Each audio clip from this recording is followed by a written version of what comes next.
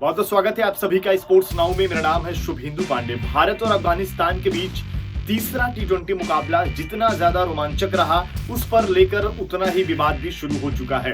रोहित शर्मा ने भारतीय टीम को जीत दिलाई, लेकिन इस मुकाबले में कंट्रोवर्सी का शिकार रोहित शर्मा खुद बन गए हैं। उनके बल्लेबाजी करने को लेकर सवाल है कि आखिरकार उन्होंने सुपर ओवर में बल्लेबाजी कर थोड़ी बेईमानी करी है। तो इस वीडियो में जानने की कोशिश करेंगे क्या सच में रोहित शर्मा का सुपर ओवर में बल्लेबाजी करना सही था या गलत था। क्या कहता है आईसीसी का नियम, इन तमाम चीजों पर जानेंगे। लेकिन उससे पहले आपसे रिक्वेस्ट है कि प्लीज अगर आप इस चैनल पर नए हैं तो चैनल को सब्सक्राइब कर लें। अब आते हैं इस पूरी खबर पर। दरअसल मुकाबला पहले तो टाई हो जाता है। भारतीय टीम ने 212 बनाए हुए थे, जवाब में अफगानिस्तान भी 212 बनाती है। उसके बाद मुकाबला सुपर ओवर में जाता है, जहां पर अफगानिस्तान ने अगर देखें तो 16 रन बनाए थे। भारतीय टीम भी 16 रन ही बना पाती है। लेकिन होता क्या है कि दूसरे जो पहला सुपर ओवर रहता है उसमें 5वीं गेंद से पहले खुद को रोहित शर्मा बाहर कर देते, यानी कि रिटायर्ड आउट कर देते। और उसके बाद क्योंकि वहां पर एक गेंद पर 2 रन की जरूरत होती है, तो वो रिंकू को लेकर आते हैं कि भागने में तेज हैं, तो वो वहां पर रन को कंप्लीट कर लेंगे। मामला यहां तक सही था, लेकिन इसके बाद जब अगला सुपर ओवर होता है तो वहां पर रोहित शर्मा फिर बल्लेबाजी करने आ रहे होते हैं। ऐसे में अफगानिस्तान को के खिलाड़ियों की बात पसंद नहीं आई, क्योंकि नियम तो ये कहता है ना कि खिलाड़ी अगर आउट हो गया तो फिर वो कैसे दूसरे सुपर ओवर में आ सकता है। लेकिन वहां पर रोहित शर्मा ने बल्लेबाजी करी, इसी पर मसला अटक गया कि भाई इन्होंने चीटिंग करी है।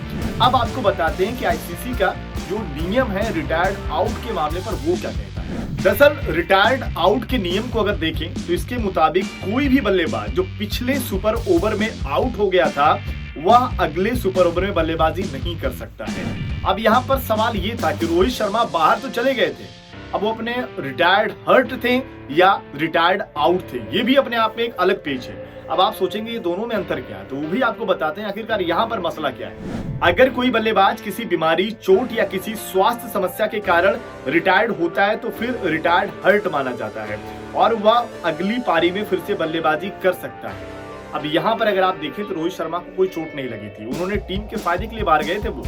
इसके बाद अगर आप देखें, लेकिन अगर इसके अलावा किसी और दूसरे कारणों से बल्लेबाज रिटायर होता है तो वह सिर्फ दूसरी टीम के कप्तान की सहमति से ही फिर से फील्ड पर आ सकता है। और दूसरे कप्तान की सहमति के बाद भी अगर बल्लेबाज अपनी पारी शुरू नहीं कर पाता है तो वो रिटायर्ड आउट माना जाएगा, यानी कि फिर वो आउट माना जाएगा। अब इस केस को अगर आप देखें तो जब रोहित शर्मा फिर से बल्लेबाजी करने आ रहे थे तो लग नहीं रहा था कि अफगानिस्तान की टीम से सहमति ली गई, क्योंकि बाद में जोनाथन ट्रोट ने कहा कि भाई हमें कुछ बताया नहीं गया था।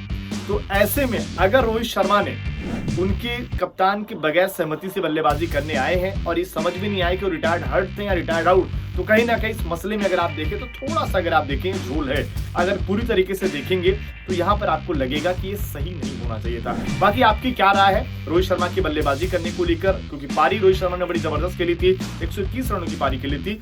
सुपर ओवर में भी उन्होंने शानदार पारी खेली, जिसकी वजह से भारत जीता भी। आपको क्या लगता है कि रोहित शर्मा ने बेईमानी करी या रोहित शर्मा ने नियम के साथ थे? कमेंट करके अपना जवाब जरूर